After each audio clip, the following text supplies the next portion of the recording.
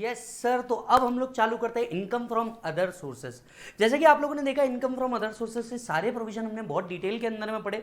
Dividend नाम की चीज देखी आपने जिसके अंदर में बहुत सारे अमेंडमेंट है। आपने गिफ्ट के प्रोविजन पढ़े जिसके अंदर में बहुत सारे अमेंडमेंट है, आप लोगों ने देखा होगा। और अब हम आ जाते हैं क्वेश्चनएयर डिस्कशन के ऊपर। क्वेश्चनएयर डिस्कशन एक ऐसी चीज है जो बहुत ज्यादा इंपॉर्टेंट है, और मैं ये चाहूंगा कि इस क्वेश्चनएयर डिस्कशन के साथ साथ जब आप इसको सॉल्व कर रहे हो तब आप पॉइंट्स लिखे कि जनरली इस क्वेश्चन में क्या क्या पॉइंट्स आने चाहिए। ये पॉइंट भी अगर आप लिखते हैं, इसको बस इलैबोरेट करने की देर है। एग्जाम से पहले तक कि आप कभी भी इन वीडियोस को देख सकोगे, सो दैट आपको ज्यादा मजा आएगा। चलिए स्टार्ट करते हैं। सबसे पहले क्वेश्चन की बात करते हैं, when would the dividend income B taxed in the hands of share holder. सवाल पूछा जा रहा है when would the dividend income B taxed. आपको याद होगा ये सेक्शन 8 की बात कर रहे हैं हमसे, सेक्शन 8 की बात कर रहे हैं। सेक्शन 8 कहता है कि बॉस इंटरिम डिविडेंड उस साल टैक्सेबल जिस साल मिला, डीम्ड डिविडेंड उस साल टैक्सेबल जिस साल वो डिस्ट्रीब्यूट हुआ या पे हुआ, और फाइनल डिविडेंड उस साल टैक्सेबल जिस साल वो एजीएम के अंदर में डिक्लेयर हुआ। वो आपसे पूछ रहा है when would be taxable, when would be taxable. ये नहीं पूछ रहा डिविडेंड टैक्स है या नहीं, व्हेन वुड बी टैक्सेबल। तो ये चीज तो हम लोगों ने सेक्शन 8 के अंदर में पढ़ी थी, जो नया आपको अब पढ़ना पड़ रहा है because of the finance act 2020, वो पॉइंट आएगा यहाँ पे। So the provision relating to the year of taxability of dividend are contained in section 8 of the Income Tax Act. Any dividend declared by a company or distributed paid within the meaning of 222 shall deem to be the income of the previous year in which it is sold, declared, distributed or paid as the case may be. So जो deemed dividend है जिस साल वो declare हुआ, पे हुआ, उस साल वो क्या हो जाएगा, टैक्सेबल हो जाएगा। Any interim dividend shall deem to be the income of the previous year in which the amount of such dividend is unconditionally made available by company to the member. मतलब जब वो अनकंडीशनली किसके हाथ में पहुंच जाए, मेंबर के हाथ में पहुंच जाए, वो उस साल क्या हो जाएगा, टैक्सेबल हो जाएगा। From finance act 2020 dividend income is taxable in the hands of share holder at normal rate and no deduction shall be allowed except interest under section 57। अच्छा जी sir, so that was an easy question based on amendment. हो सकता है ऐसा एक question आपको theory के ऊपर फॉर्म किया जाए, तो ये चीजें आपने पढ़ के रखनी है मालिक। Question number 2, again a very good question. Question बात करता है कि भैया आपको अगर असेट्स मिले, कपल ऑफ असेट्स मिले, तो इसकी टैक्सेबिलिटी गिफ्ट के अंदर में कैसी होगी। चेक कीजिएगा। Mister A is a dealer in shares, he is a dealer in shares, received the following without consideration. कुछ चीजें विदाउट कंसिडरेशन मिली है। कैश गिफ्ट 75,000, टैक्सेबल होगा, बिल्कुल होगा। Boolean fair market value 60,000 on his birthday, बिल्कुल taxable होगा। Plot of land at Faridabad, stamp value of which is 5 lakh on that day. B purchase the said land in 2009। अच्छा जी, सो भाई साहब plot of land मिला है, सपोजिंगली बी से मिला है क्योंकि उसके फ्रेंड ने दिया है, ये भी टैक्सेबल होगा। Mister A purchase from his friend see who is also a dealer in shares 1000 shares at 400 each on 19th June, the fair market value of which was 600 at that day. A sold the share in course of the business on 23rd June. ठीक है। Further on 1st November, A took the possession of property booked by him 2 years back at 20 lakh. Stamp value of that day was 32 lakh and as the date of booking is 25 lakh. He paid 1 lakh by an account payee check. याद आ रहा है क्या मालिक, इन सब चीज़ों को हमने बहुत डिटेल में किया था कि आप लोगों को प्रॉपर्टी अगर मिली होगी, आप प्रॉपर्टी बेच रहे होंगे, तो डेट ऑफ अग्रीमेंट का स्टैम्प ड्यूटी वैल्यू लेना या डेट ऑफ अग्रीमेंट का स्टैम्प ड्यूटी वैल्यू लेना, इसे इंपॉर्टेंट मार्क करें। It's a good question, right. Okay, on 1st March 21 he sold the plot at Faridabad. करना क्या है, कंप्यूट करना है इनकम को of a chargeable under the head of other sources and capital gain. मतलब ये एक ऐसा क्वेश्चन है जिसके अंदर में आपका capital gain as well as other sources को क्या कर दिया है, मिक्स कर दिया गया है। सबसे पहले अगर हम बात करें कैश गिफ्ट की, कंप्यूट करने बोला है। अच्छा एक बात याद रखना, जब भी आपको इनकम फ्रॉम अदर सोर्सेज के अंदर में कंप्यूटेशन बोले, तो आप अदर सोर्सेज के अंदर में 3 फॉर्मेट रख सकते हो। एक फॉर्मेट जहां पे आप कैश गिफ्ट लिखो, अमाउंट लिखो और उसके आगे रीजन लिखो। दूसरा फॉर्मेट कैश गिफ्ट के साथ साथ ही उसका प्रोविजन लिख दो और अमाउंट लिख दो। तीसरा फॉर्मेट है कि आपको उसके अंदर में थियरी लिखने को बोला है। यहां क्लियर कट बोला है कंप्यूट करना है, मतलब आपको नीचे टोटल निकालनी होगी। पर्टिकुलर्स रुपीज रीजन वाला एक फॉर्मेट हो सकता है, या फिर कैश गिफ्ट और उसके साथ साथ प्रोविजन प्लस अमाउंट। याद रखिएगा अदर सोर्सेस के जब भी आप प्रॉब्लम सॉल्व कर रहे होंगे, इन प्रॉब्लम्स के साथ साथ आपको रीजन लिखना जरूरी है, तभी आपको मार्क्स मिलेंगे। आप सिर्फ इतना लिख के आओगे कैश गिफ्ट 74,000 टैक्सेबल, आपका आंसर पूरा करेक्ट होने के बावजूद भी इंस्टीट्यूट आपका मार्क काटेगा, बिल्कुल काटेगा। क्यों? क्योंकि आपने उसका एक्सप्लेनेशन नहीं दिया कि इसको टैक्स क्यों कर रहे हैं। और यही आपकी होती है गलती की, आपको प्रोविजन तो पता है लेकिन उसको लिखना कैसे है ये नहीं पता होता, इस बात को याद रखिएगा। सबसे पहली बात करते हैं कैश गिफ्ट। सो क्या कैश गिफ्ट 75,000 रुपीज टैक्सेबल होने वाला है? ऑब्वियसली टैक्सेबल होगा, because money consideration receive from person और पर्सन एक्सीडिंग 50,000 टैक्सेबल है। यस, तो यहाँ पे भी टैक्सेबल होगा। Cash gift is taxable as per 56(2)(10) if it is exceed 50,000 rupees. तो 50,000 से अगर वो एक्सीड कर गया है, yes it will be taxable. दूसरी चीज आती है बुलियन। क्या बुलियन टैक्सेबल है? यस मालिक, बुलियन आपका टैक्सेबल है। क्यों? क्योंकि इसकी फेयर मार्केट वैल्यू कितने से ऊपर जा रही है? 50,000 रुपीज से ऊपर जा रही है। पूरा 60,000 रुपीज क्या हो जाएगा? सेट टैक्सेबल हो जाएगा। So bullion is included in the definition of property. Bullion is included, just a minute, bullion is included in the definition of property received without consideration and the fair market value exceed 50,000, whole 60,000 यहाँ पे क्या दिखेंगे आपको? Taxable दिखेंगे। फिर आपको मिला plot जिसकी स्टैम्प वैल्यू 50,000 से ऊपर है, ये भी टैक्सेबल हो जाएगा।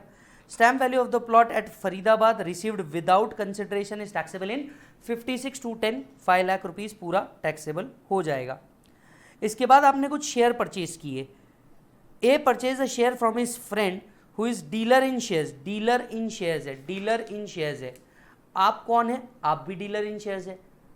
आप कौन है? आप भी डीलर इन शेयर्स है। फ्रेंड कौन है? डीलर इन शेयर्स है। सवाल उठता है कि बताइए क्या ये अदर सोर्सेज में गिफ्ट बोल के टैक्सेबल हो सकता है क्या? Answer is no. Very conceptual problem. ये पता है यहां इंस्टीट्यूट ने आपको फंसाया है, यहां इंस्टीट्यूट ने आपको फंसाया। आप डीलर इन शेयर्स है, डीलर इन शेयर्स है मतलब क्या हुआ? शेयर्स हुआ आपके लिए स्टॉक इन ट्रेड, और स्टॉक इन ट्रेड अगर है तो वो गिफ्ट के प्रोविजन में आ नहीं सकता, क्योंकि गिफ्ट के प्रोविजन की टैक्सेबिलिटी के लिए मैंडेटरी क्या चाहिए था बेटा? Capital asset. क्या ये कैपिटल असेट है? नहीं, stock in trade is not a capital asset. Section 214 capital gain, इसकी कोई टैक्सेबिलिटी नहीं आने वाली यहां पे। Difference of 2 lakh being value of shares purchase from C a dealer in shares is not taxable as it represents stock in trade. Mr. E is a dealer in Mr. A is the dealer in share, and it has been mentioned that the shares were subsequently sold in the course of his business. Such share represents stocks and therefore nothing is taxable. This is a very crucial amendment. ये amendment आपको क्या करनी होगी बेटा? याद रखनी होगी। Next बात करते हैं। Further on 1st November, A took the possession of property booked by him 2 years ago at 20 lakhs. The stamp duty value was 32 lakh as on this day, and at the time of booking 23, he had paid 1 lakh from account pay check. याद होगा तो ये concept हम लोगों ने already पढ़ा है 50C के साथ भी, प्लस 56(2)(10) में भी। क्या कंसेप्ट है ये? जनरली स्टैम्प ड्यूटी वैल्यू कब की ली जाती है? As on the date of registration. हालांकि stamp duty value as on the date of agreement भी ली जा सकती है, अगर कंसिडरेशन या पार्ट देयर ऑफ का इसे पे किया गया हो, उस दिन पे किया हो at the time of booking, and it is paid by account पे चेक, ड्राफ्ट, ईसीएस या अदर मोड एज में बी स्पेसिफाइड, जो रूल 6 ABBA के अंदर में लिखे थे। IMPS, UPI, बीम पे, debit card, credit card, NEFT, RTGS, वो सारे रूल 6 ABBA वाले। सो यहाँ पे 3 लाख रुपीज टैक्सेबल हो जाएगा, और 23 लाख को हमें कंसिडर करना होगा, क्योंकि आपने पार्ट ऑफ द कंसिडरेशन का में पे किया है, अकाउंट पे चेक ड्राफ्ट में पे किया है। डन, ये टोटल कर लेंगे, आपका बनेगा इनकम फ्रॉम अदर सोर्सेस। अब इसके आगे की बात। On 1st March 2021 he sold the plot at Faridabad. एक मिनट, ये प्लॉट तो फरीदाबाद का आपको मिला था, कब मिला था? ये आपको मिला था 1 जुलाई 2020 को। आपने कब बेच दिया? 1 मार्च 2021 को। मतलब आपके लिए जो नेचर ऑफ प्रॉपर्टी हुई है शॉर्ट टर्म हुई। प्रॉपर्टी के केस में अगर होल्डिंग पीरियड 24 मंथ्स के ऊपर हो तो ही लॉन्ग टर्म होता है। जुलाई 2020 में लिया, मार्च 2021 में सेल कर दिया, सेल वैल्यू हुई 7 लाख। और कॉस्ट का मतलब क्या पकड़ा जाए? कॉस्ट का मतलब क्या पकड़ा जाए? Very good concept. यहाँ पे 50C आ रहा है, 56(2)(10) आ रहा है, 49(4) आ रहा है। आपको अगर याद हो तो मैंने कंसेप्ट आपको पढ़ाया था बेटा, अगर गिफ्ट बोल के हमें टैक्सेबल हुआ है तो फिर cost means cost to previous owner नहीं लिया जाता, वो वैल्यू लिया जाता है तो 56(2)(10) में टैक्सेबल हुआ है। 56(2)(10) में कितना टैक्सेबल हुआ है? 5 लाख। तो यहाँ पे 49(4) अप्लाई होगा, और आपको शॉर्ट टर्म कैपिटल गेन आएगा बेटा 2 लाख रुपीज का। Very important concept. 49(4) यहाँ पे अप्लाई होगा, 7 लाख माइनस 5 लाख कितना बचेगा बेटा? 2 लाख। That would be short term capital gain, right. Check करो मालिक, नोट चेक करो। इजी प्रॉब्लम था मेरे भाई, कुछ भी नहीं था, बिल्कुल टेंशन लेने की जरूरत नहीं थी प्रॉब्लम के अंदर में। दो एडजस्टमेंट, बहुत जबरदस्त एडजस्टमेंट थी, एक ये एक ये दो एडजस्टमेंट इस प्रॉब्लम की जान है।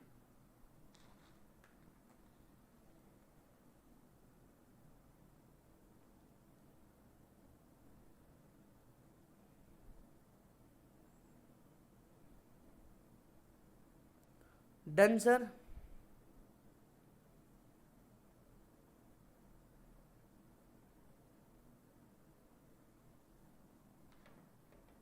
बहुत बढ़िया, आ जाओ बेटा। Third problem, it's a easy problem. किस बारे में बात करता है? अगेन टैक्सेबिलिटी के बारे में बात कर रहा है, गिफ्ट के ही। Discuss the taxability and otherwise in the following in the hands of recipient. Akhil HUF received 75,000 in cash from niece of Akhil, that is daughter of Akhil's sister. Akhil is the कर्ता of HUF. बताइए ये taxable होगा कि नहीं? देखिए, gift receive from a relative is totally exempt. यहाँ पे sister की बेटी से अगर गिफ्ट मिला है तो वो रिलेटिव की डेफिनेशन के अंदर में नहीं आती है और ये गिफ्ट टैक्सेबल होगा क्योंकि इसकी वैल्यू 50,000 से ऊपर जा रही है। सो 75,000 is taxable. Sum of money exceeding 50,000 received without consideration from a non-relative is taxable. Daughter of Akhil's sister is not a relative, nor she is a member of HUF. Nitisha, a member of her father's HUF, transferred a house property to HUF without consideration. Stamp value of the property is 9 lakh. क्या कोई taxable होने वाला है? नहीं। अपने father के HUF में ही आपने क्या किया है? ट्रांसफर किया है। आप अपने फादर के एचयूएफ में कोपार्टनर हो, कोपार्टनर से अगर एचयूएफ को कोई ट्रांसफर होता है, मेंबर से अगर एचयूएफ को कोई ट्रांसफर होता है तो ये रिलेटिव से ट्रांसफर माना जाता है और ये टैक्सेबल नहीं हो सकता, इसकी वैल्यू कुछ भी हो, nil. Since it is received without consideration by HUF from relative. Next, Akshat received 100 shares of A Limited from his friend as a gift on the occasion of 25th marriage anniversary. ठीक है साहब, भगवान ऐसे दो सबको दे। The fair market value as on that day was 100 per share. ठीक है, 100 into 100 ये हो गया 10,000. He also received jewelry worth rupees 45,000 from his nephew on the same day. ठीक है sir. Movable property received without consideration, share is a movable property, jewellery is a movable property जिसकी value 50,000 से ऊपर है, whole 55,000 rupees taxable हो जाएगा।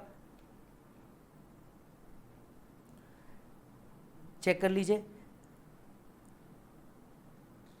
Without consideration exceed 50,000, the whole of the aggregate value shall be taxable. In this case, the aggregate fair market value is 10,000 and jewelry 45,000 exceed 50,000, hence the entire amount is taxable. Fourth, Kishan HUF gifted a car. Wait, car gift किया है, जल्दी जल्दी मेरा बच्चा बताएगा। मेरे बच्चे को एक कंसेप्ट बहुत अच्छे से पता है। क्या कार प्रॉपर्टी है? Answer is no. अगर कार प्रॉपर्टी नहीं है तो टैक्सेबिलिटी में आ ही नहीं सकता, उसका वैल्यू कुछ भी हो जाए। चेक कर लीजिए मालिक।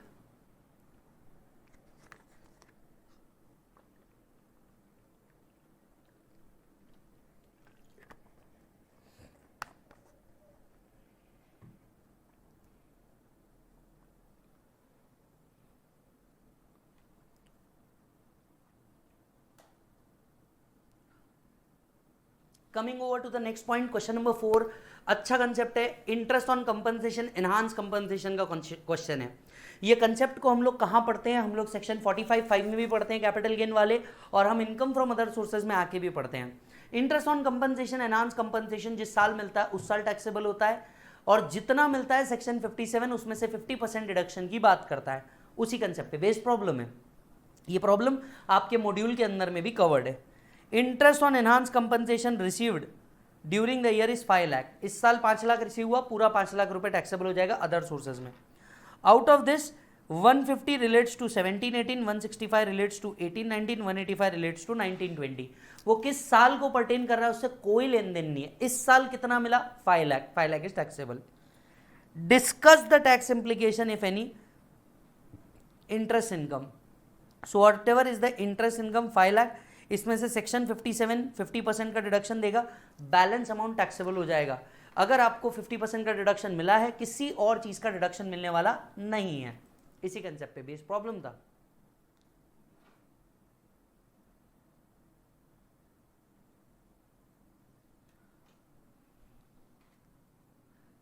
Question number 5. Question number 5. Mark this problem as very important. Very important. This question cover 50C, 56 to 10, 43 CA, ऐसा 3 सेक्शन का मिश्रण है। और आज आपको समझ में आएगा कि हम लोगों ने जो फास्ट ट्रैक के अंदर में इतनी मेहनत करी है, क्यों इतना लॉजिकली पढ़ा हम लोगों ने टाइम दे करके कि इस सेक्शन के बाद ये आएगा, इस सेक्शन के बाद ये आएगा, लिंकिंग समझ में आएगी तुम्हें। क्वेश्चन पढ़िए, डिस्कस करते हैं। हरी अ प्रॉपर्टी डीलर, एक minute, who is Hari a property dealer, sold a building in the course of business to his friend Rajesh, who is dealer in automobile spare parts for 90 lakh and the stamp value was 150. The agreement was however entered into September when stamp duty value was 140. Mr. Hari received a down payment of 15 lakh via crossed check. रुकिए, cross check से payment किया है, जबकि law clear cut बोलता है account पे cheque draft ECS. Discuss the tax implication in the hands of Hari and Rajesh, assuming that Hari has purchased the building for 75 lakh on 12th June 2019. 12th June 2019. Would your answer be different if Hari was a share broker instead of a property dealer? चलिए एक एक बात करते हैं। सबसे पहले आपको अगर कंसेप्ट याद हो तो हरी क्या कर रहा है, आपको प्रॉपर्टी बेच रहा है। किसको बेच रहा है? लेट्स से राजेश को। हरी के हाथ में क्या आएगा? 50C। राजेश के हाथ में इनएडिक्वेट कंसिडरेशन हुआ तो क्या आएगा? 56 to 10। हरी के हाथ में 50C तभी आएगा जब क्या होगा मालिक? ये कैपिटल असेट। अगर ये कैपिटल असेट नहीं रहा, ये स्टॉक इन ट्रेड रहा, तो सेक्शन 43C अप्लाई कर जाएगा एवरीबॉडी। चलो 50C का एक पोर्शन याद करते हैं। 50C कहता है stamp duty value will be full value of consideration अगर स्टैम्प ड्यूटी एक्सीड करता है 110% ऑफ कंसिडरेशन से ऊपर। फाइनेंस एक्ट 2020 का अमेंडमेंट, ठीक है। स्टैम्प ड्यूटी वैल्यू जनरली हम डेट ऑफ रजिस्ट्रेशन की लेते हैं, लेकिन डेट ऑफ अग्रीमेंट की ली जा सकती है अगर वो account payee check draft ECS या स्पेसिफाइड मोड के अंदर में हो। यहां हमें क्रॉस चेक दिया है, पूरा गेम यहां पलट रहा है, सेट पूरा गेम यहां पलट रहा है आपका। ये क्रॉस चेक से पेमेंट किया गया है। Cross cheque is not account payee check. तो बताओ 140 लेंगे ना 150 लेंगे? 150 माइनस 75 क्या जाएगा? यस, आइए जरा चेक कीजिए। In the hands of Hari provision of 43CA would be attracted. क्यों? Because Hari is a property dealer. 43CA would be attracted since the building represents stock in trade and he transferred the same for a consideration less than stamp duty value and stamp duty value exceed 110% of consideration. याद है मैंने आपको बताया था बेटा, section में amendment आया तो तीनों जगह एक साथ आएंगे, 50C, 56 to 10, 43CA। मैंने आपको इसका कॉन्सेप्ट ही बता दिया था। Under 43CA, a option to adopt the stamp duty value as on the date of agreement can be exercised only if the whole or part of the consideration has been received on or before the date of agreement by way of account pay check draft ECS net banking credit card debit card UPI RTGS NEFT beam pay। ये सारे rule 6ABBA वाले हैं। आधार पे on or before the date of agreement। In this case, since down payment of 15 lakh is made by a cross check and not account pay check, the option cannot be exercised. Therefore 75 lakh being the difference between 150 and 75 would be chargeable as business income in the hands of Hari। अच्छा जी। At the same time Rajesh के हाथ में 56 to 10 आएगा, बिल्कुल आएगा, राजेश के हाथ में 56 to 10 आएगा। So Rajesh is a dealer in automobile spare part. Building purchase would be a capital asset in his hand, क्योंकि वो ऑटोमोबाइल स्पेयर पार्ट में है, उनके लिए ये स्टॉक एंड ट्रेड नहीं है, उनके लिए तो ये कैपिटल एसेट ही बनने वाला है। The provision of 56 to 10 would be attracted in the hands of Rajesh and difference between stamp duty value 150 minus consideration कितने में दिया था 90 लाख, सो 60 लाख रुपीज राजेश के हाथ में आ जाएगा। And the difference between consideration and stamp duty value exceeds being higher of 50,000 and 10% of consideration. Therefore 60 lakh being the difference between stamp duty value 150 and actual consideration 90 would be taxable, ये हुआ पहले part का answer. दूसरा part क्या कह रहा है, would your answer be different if Hari is a share broker instead of a property dealer. अगर वो प्रॉपर्टी डीलर नहीं है तो बाकी सब सेम रहेगा, सिर्फ सेक्शन 50C आ जाएगा, सेक्शन 50C आ जाएगा। The 75 lakh being difference between stamp duty value 150 and consideration 75 would be treated as short term capital gain. yes or no? Since the down payment of 15 lakh has been received on the date of agreement by cross check and not account pay check, the option cannot be exercised. 50 minus 75 will be short term capital gain. अच्छा, राजेश के हाथ में तो कुछ नहीं बदलने वाला, इनके हाथ में तो पहले भी 56/10 था, अभी भी 56/10 रहेगा, इनके हाथ में कुछ नहीं बदलने वाला। पढ़िए,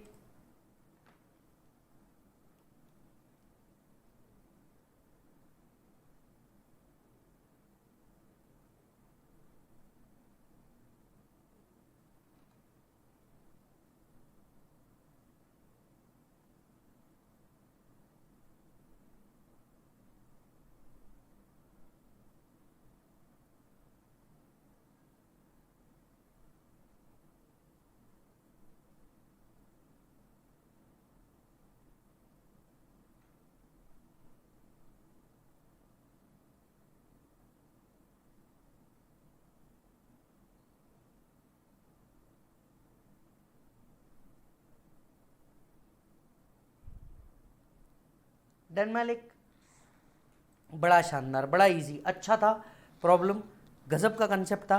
इसको कर लो सेल्फ के अंदर में।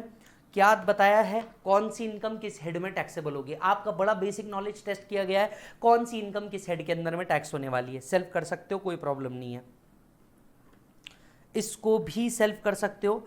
एक तो आपका गिफ्ट फ्रॉम नॉन रिलेटिव का है और दूसरा interest on compensation enhance compensation का। It is a past examination question, self कर लो बिंदास। आते हैं 8th के ऊपर, examine the following transaction in the context of income tax act 1961। ठीक है sir. B transferred 500 shares of R private limited to Mrs B company private limited on 10/10/2019 for 3 lakh and the market value was 5 lakh. Indexed cost of acquisition for B was computed to be 4,45,000. The transfer was not subject to security transaction tax. Determine the chargeable income tax in the hands of B company because of the above transaction. सोच के देखिएगा, transaction में difference क्या है, बताओ क्या difference है। 500 shares उठा करके ट्रांसफर किए हैं,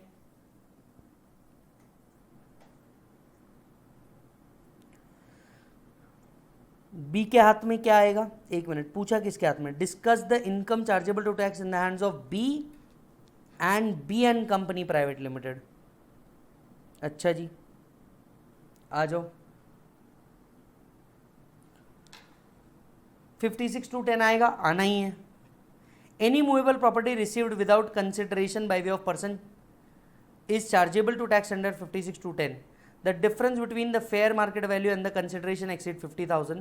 Thus, the share received by B company private limited from Mr. B is chargeable to tax rupees 2 lakh. Under section 50CA, B के हाथ में आएगा, under section 50CA, the consideration is less than fair market value of an unquoted share. The fair market value shall deem to be full value of consideration, and in that particular case full value of consideration would be 5 lakh less index cost 4,55,000. index cost दिया है मतलब इनके हाथ में long term capital gain आएगा 55,000 का। तो B के हाथ में क्या होने वाला है, लॉन्ग टर्म कैपिटल गेन आएगा। बी एन कंपनी के हाथ में क्या आएगा, 56/10 गिफ्ट का प्रोविजन आएगा। Shizan is an employed in company with a taxable salary of income 5 lakh rupees. He received a cash gift of 1 lakh from Atma Charitable Trust registered under 12AA for meeting medical expenses. First of all मैं आपको बता दूं, कुछ gift taxable नहीं है। उसमें हम लोगों ने पढ़ा था बेटा, अगर कोई ट्रस्ट से मिला है जो रजिस्टर्ड अंडर 12AA तो फिर उस केस में ये गिफ्ट टैक्सेबल नहीं हो सकता। तो सीजैन को जो आत्मा चैरिटेबल ट्रस्ट से अमाउंट मिली है वो टैक्सेबल नहीं हो सकती। सो 1 lakh received from Atma Charitable Trust being registered under 12AA would not be chargeable to tax under 56/10 in the hands of Cezanne. Easy and a good problem. ये past examination का question भी है, in fact ये module में भी आपको देखने को मिलता है।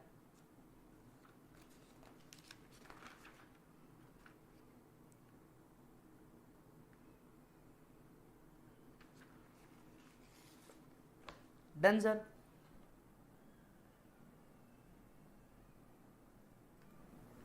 आते हैं क्वेश्चन नंबर 9 के ऊपर। अगेन गिफ्ट से रिलेटेड प्रोविजन है। एक बात आप समझ के चलिएगा, इनकम फ्रॉम अदर सोर्सेज में आपको बाकी कोई क्वेश्चन देखने को ही नहीं मिलते हैं। या तो आपको गिफ्ट देखने को मिलेगा या तो डिविडेंड देखने को मिलेगा। इसके अलावा आपको कोई क्वेश्चन अदर सोर्सेज से रिलेवेंट बनते ही नहीं है। From the following details have been furnished by Hemali pertaining to the year 31/3/2021। It's a past examination question. ये ओल्ड प्रैक्टिस मैनुअल के अंदर में भी कवर्ड था। ये if I am not wrong RTP के अंदर नहीं था, बट ये CS एग्जामिनेशन में भी एक बार नाम बदल के पूछा गया है। Following details have been furnished by Hemali. Cash gift 51,000 receive from her friend on the occasion of शिष्टिपता पूर्ति, a wedding function celebrated on her husband's completing 60 years of age. This was also his 25th wedding anniversary. Wedding anniversary पे मिला हुआ gift taxable है। Yes, सो 51,000 जो friend से received हुआ है ये टैक्सेबल होगा। क्या लिखना होगा, 56/10 का गिफ्ट का प्रोविजन लिखना होगा। Value of money receive from person और person exceeding 50,000 rupees the whole of such sum would be taxable. Plus बताना होगा ये फ्रेंड से मिला हुआ है, 51,000 पूरा टैक्सेबल होगा। एक, so any sum of money received by individual on the occasion of marriage of individual is exempt. This provision however not applicable to cash gift received during a wedding function. Gift 51,000 non-relative is therefore chargeable to tax. Question number 2. On the above occasion, diamond necklace worth rupees 2 lakh was presented by her sister. रुक जा, बहन ने दिया है, बहन का प्यार income tax रोक नहीं सकता, और इसी के लिए 2 लाख का नेकलेस का कोई टैक्सेबिलिटी नहीं आएगा, because gift receive from relative is totally exempt. The provision of 56/10 are not attracted in respect of any sum money property received from a relative. दस, the gift of diamond necklace receive from relative is not taxable under 56/10। Question number 3. When she celebrated her daughter's wedding, her friend assigned in Hemali's favor a FD. Wait, इस बार क्या मिला है आपको, FD। अच्छा, अब देखो FD मिली है, you cannot say it is a money, you cannot say it is a property. FD property की डेफिनेशन में तो आ नहीं सकता, राइट? अब आप इसे या तो मनी मान करके क्या कर सकते हो, टैक्सेबिलिटी में लेके आ सकते हो, या तो फिर नोट लिख सकते हो कि भैया ये क्या नहीं है, मनी नहीं माना जा सकता और इसी के लिए हम इसको टैक्सेबिलिटी में ना लेके आए। एफडी एक ऐसी चीज है जिसको लिक्विड एसेट माना गया है, क्योंकि आप कभी भी इसको क्या कर सकते हो, विड्रॉ करके आगे बढ़ सकते हो, but then FD is not expressly mentioned in money. So क्या करना चाहिए, मेरे हिसाब से दोनों तरफ से आंसर लिखना चाहिए। एक, इसे मनी मान के अगर टैक्स किया जाए तो क्या, दूसरा इसे नहीं मनी मान के टैक्स किया जाए तो क्या। To be exempt from applicability of 56/10, property should be received on the occasion of marriage of individual and not on the individual's son.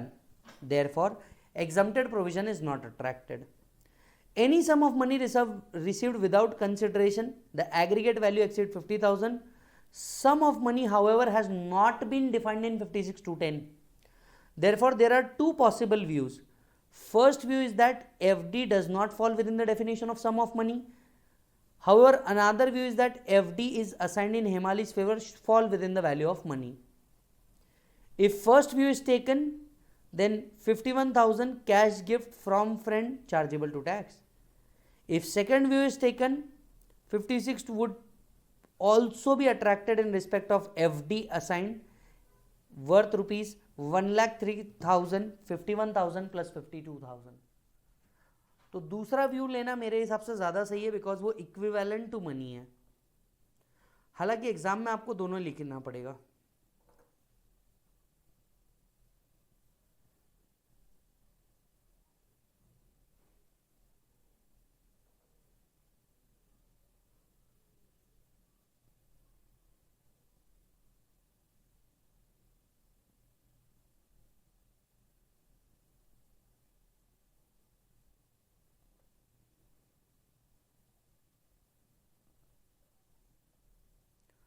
Done sir.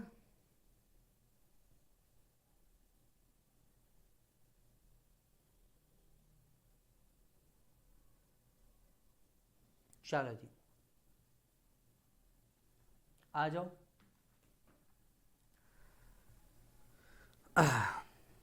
Question number 10 you can do it on self. काय पे based है ये बता दूं.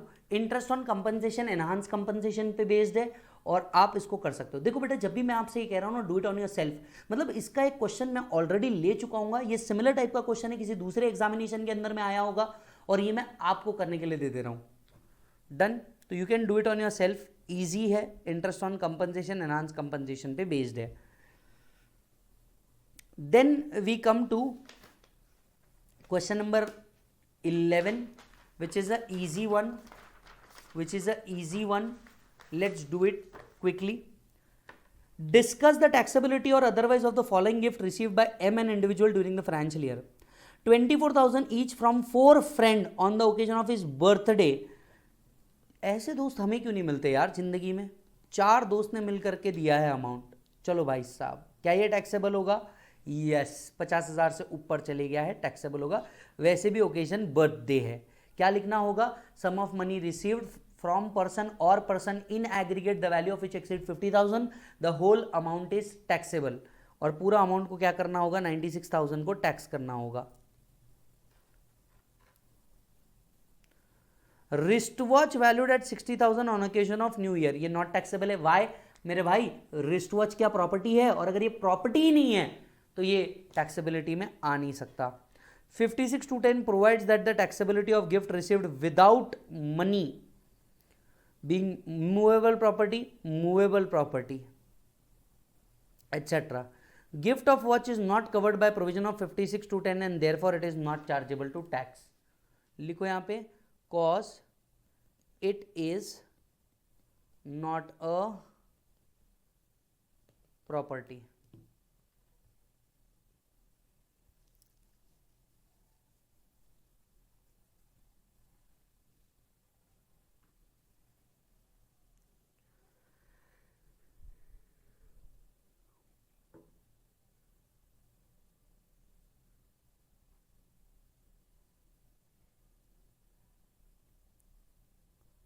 Done sir. चलो जी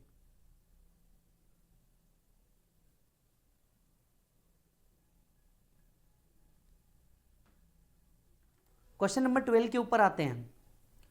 it's a good question. Mark this as important.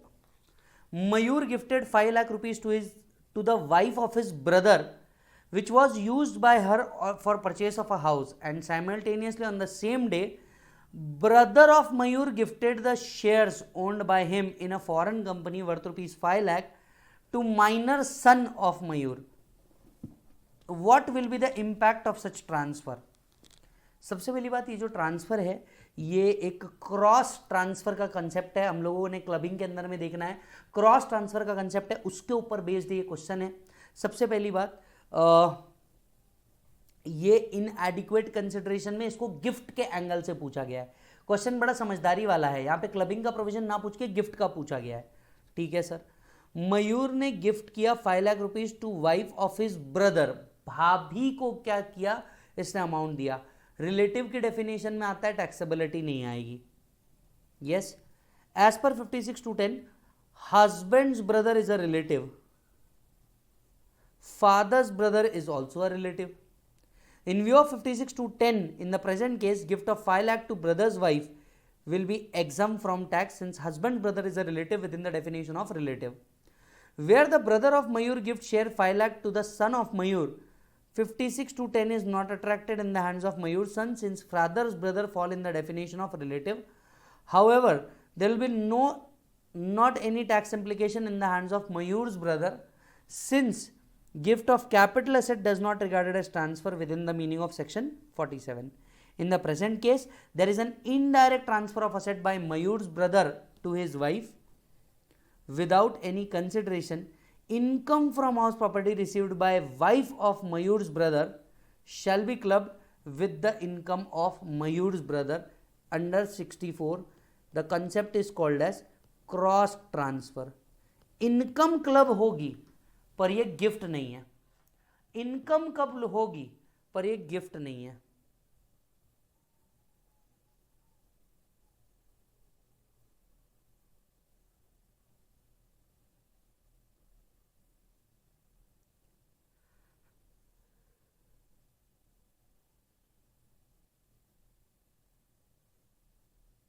Done sir.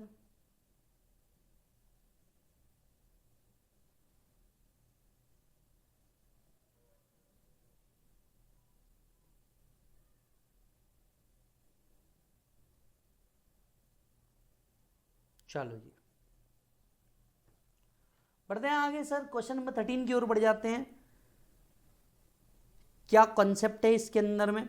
Income from other sources से निकालना है. नवंबर 2014 का क्वेश्चन आपको दिया हुआ है सर. आ जाओ, बच्चे पूछ रहे हैं कि भैया सर इसके अंदर में past examination question practice manual cover है कि नहीं है. मैं आपको हर क्वेश्चन के साथ बता रहा हूँ सर क्या कवर है क्या नहीं है. आप देख रहे हो फास्ट ट्रैक का, प्लस आपको इसका कितना मजा मिल रहा होगा. इनफैक्ट जो बच्चों ने रेगुलर बैच भी लिया होगा उन लोगों को भी इसका फायदा हो रहा है.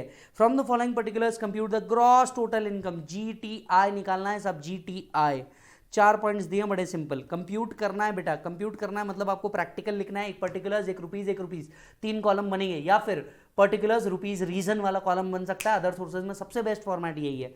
Y transferred his residential house to Z for 10 lakh rupees. The value of the said house as per stamp value is 18 lakh rupees. Z is a childhood friend. वो सब तो ठीक है. क्या ये टैक्सेबल होगा? यस, 8 लाख रुपीज टैक्सेबिलिटी में आ जाएंगे. So receipt of immovable property for inadequate consideration 56(2)(10) के अंदर में आता है ये.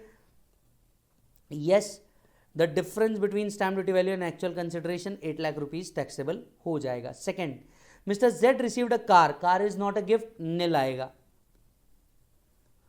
Car is not a gift, not covered in definition of property. ये कॉन्सेप्ट है ना, एक बार आपने कॉन्सेप्ट पढ़ लिया ना, ये प्रॉब्लम आपको लगेगा क्या चिल्लर प्रॉब्लम है. Land of Z was acquired by railway. He receive 1,70,000 and interest on enhance compensation. बताओ, इंटरेस्ट ऑन एनहांस कंपनसेशन इस साल मिला, इस साल टैक्सेबल.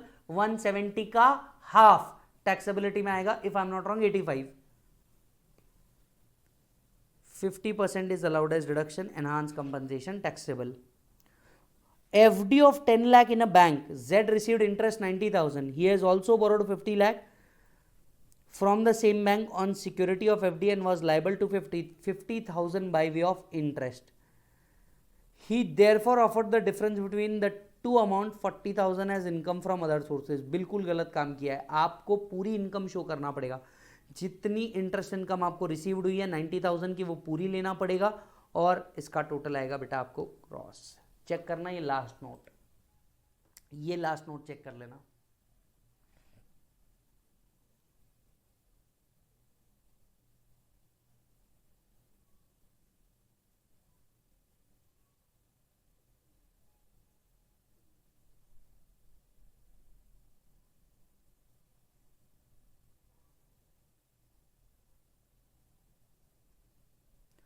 Done, Malik?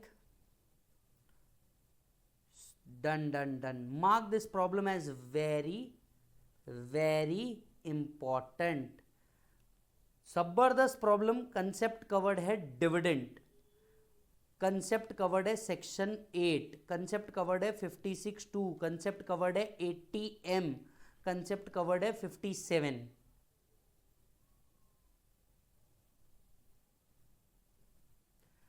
जबरदस्त कॉन्सेप्ट है.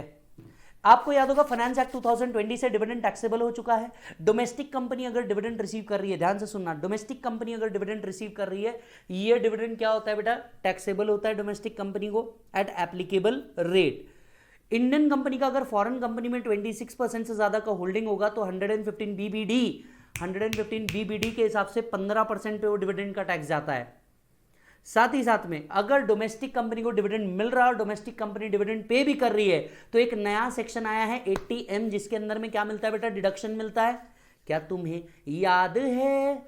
उस पूरे कंसेप्ट को इसके अंदर में डाल रखा है। जबरदस्त प्रॉब्लम, ये एक प्रॉब्लम कर लो आपके सारे कंसेप्ट क्लियर हो जाएंगे। ABC limited is an Indian company. भाई साहब, कौन इंडिविजुअल के डिविडेंड की बात नहीं कर रहे हम बात कर रहे हैं कंपनी को डिविडेंड मिला है। Receives the following dividend from CBD Incorporation, Danish company in which it holds 25% of shares। एक मिनट, 25% शेयर होल्ड कर रहे हैं, 115 BBD आने वाला नहीं है, क्योंकि 115 BBD जो बोलता है डिविडेंड की इनकम के ऊपर 15% का टैक्स रहेगा, वो यहां पे नहीं अप्लाई करेगा क्योंकि वो रिलेशनशिप ही 26% से चालू होता है।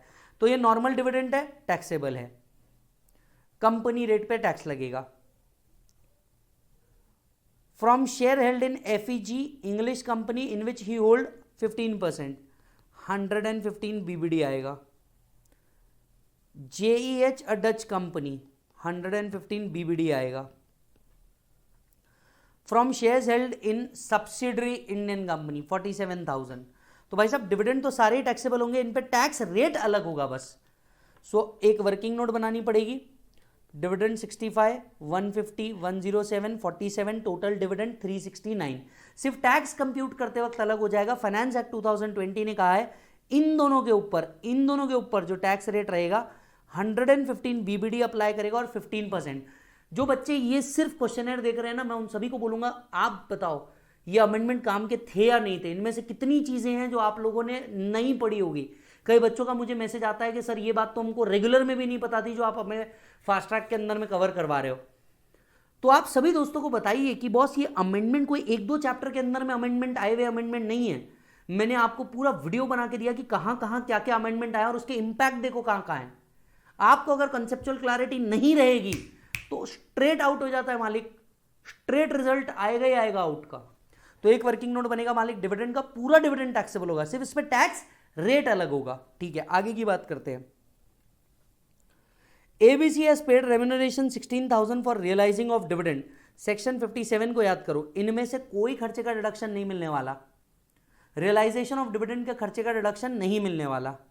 The breakup of which is as under, कुछ भी ब्रेकअप दिया हो ये सब ब्रेकअप करने के लिए दिया है, कोई काम का नहीं है ये। The business income computed is 48 lakh, ये बिजनेस इनकम लेंगे plus income from other sources dividend income ले लेंगे।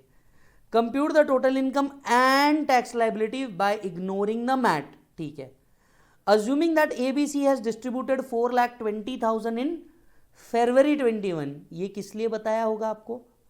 80M वाले डिडक्शन के लिए। 80M वाला डिडक्शन सिर्फ डोमेस्टिक कंपनी ले सकती है। Ignore the provision of DTAA if any applicable.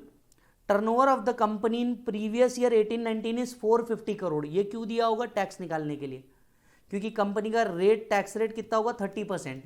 400 के अगर नीचे होता तो हम 25% लेते, 400 के ऊपर है हम कितना लेंगे? 30% लेंगे। इतना जगह तुम्हारा ब्रेनस्टॉर्मिंग हुआ है।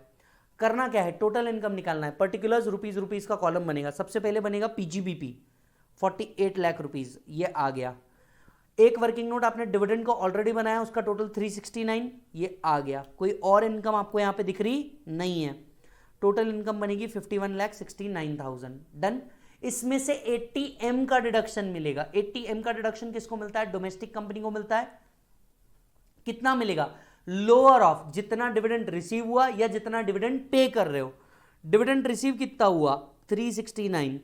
डिविडेंड पे कितना कर रहे हो? 420। विच एवर इज लोअर, 369 का बेनिफिट मिलेगा। ये फाइनेंस एक्ट 2020 से अमेंडमेंट है बेटा। क्वेश्चनर के अंदर में सारे concepts covered. Total income, net taxable income आ गई आपकी 48 लाख रुपीज। अब इस पे क्या निकालना है मेरे को? टैक्स। रुक, इसमें से तेरे को दो डिविडेंड ऐसे हैं जिसपे 15% का टैक्स लगने वाला है। यस। तो चलो जरा ध्यान से देखते हैं।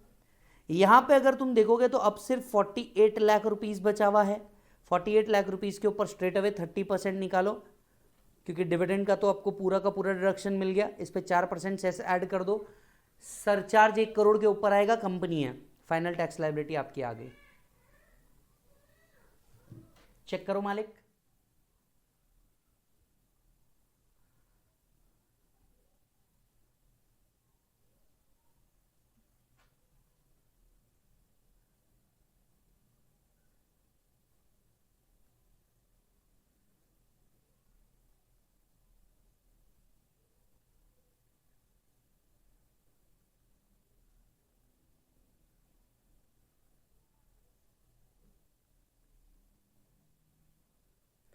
Done, that's it. सो ये एक प्रॉब्लम भी अगर आप करके चले गए, देखो इंडिविजुअल को अगर डिविडेंड मिलता है तब तो बड़ा इजी कॉन्सेप्ट है, जितना डिविडेंड मिला इनकम फ्रॉम अदर सोर्सेज में डाल दे और सिर्फ इंटरेस्ट ऑन बोरोड कैपिटल का डिडक्शन मिलने वाला है। तो क्वेश्चन बड़ा इजी सा क्वेश्चन बनने वाला है। अगर तुम देखोगे तो बड़ा इजी है, सिर्फ इंटरेस्ट का डिडक्शन मिलेगा और कुछ भी नहीं मिलने वाला। बाकी आपको किसी के ऊपर प्रैक्टिस करनी चाहिए, तो इंडियन कंपनी जब डिविडेंड रिसीव कर रही है इसके ऊपर आपको प्रैक्टिस करनी चाहिए। इसी के साथ साथ हमारा क्वेश्चनेयर खत्म होता है। किसका बेटा? इनकम फ्रॉम अदर सोर्सेज का। 12 क्वेश्चन रखे हैं मैंने इसके ऊपर, और सारे क्वेश्चन अमेंडमेंट बेस्ड को करते हुए ध्यान में रखे हुए हैं। देखो मैं आपको एक और बात बताता हूं, आप जब भी कोई नई बुक खोलोगे ना, आपको 50 क्वेश्चन दिखेंगे, 50 क्वेश्चन दिखेंगे। क्वेश्चन के ऊपर, कंसेप्ट के ऊपर थोड़ा सा ध्यान दो। अगर आपके कॉन्सेप्ट क्लियर है ना, क्वेश्चन कितने में मिले, किस प्रकार के भी मिले, कोई फर्क नहीं पड़ने वाला आपको। मैं आपको बता दूं, बैच के एंड में मैं टोटल इनकम वाले प्रॉब्लम लेने वाला हूं। बैच के एंड में मैं टोटल इनकम वाले प्रॉब्लम लेने वाला हूं, वहां पे हम कुछ सॉल्व करने वाले हैं। वहां आपको इन सब चीजों का कंबाइनेशन देखने को मिलेगा। Done sir. सो यहीं रुकते हैं और आगे के लेक्चर्स में आपसे मुलाकात होगी। आप अपना पूरा ध्यान रखें। Take care.